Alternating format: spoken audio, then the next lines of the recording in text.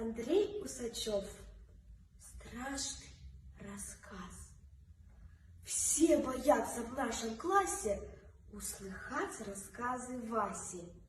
Как начнет махать руками, так войдет в такой экстаз, что от Васьки синяками разбегается весь класс. Он во время перемены стал рассказывать вчера, как скрестил ученый гены мертвеца и комара. По дороге шла старуха.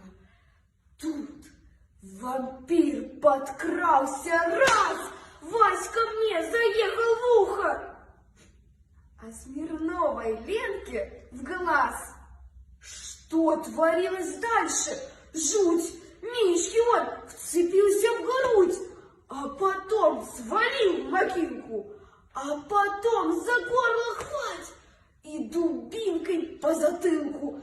Тут мы принялись бежать, а рассказчик мчится следом. Дальше слушайте, прикол. Притащилась бабка к деду. Дед схватил, огромный кол. Если б он схватил указку, ох, пришлось бы туго нам. Но связали крепко Ваську по рукам и по ногам.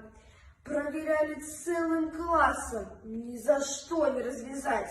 Вот теперь попробуй, Вася, все сначала рассказать.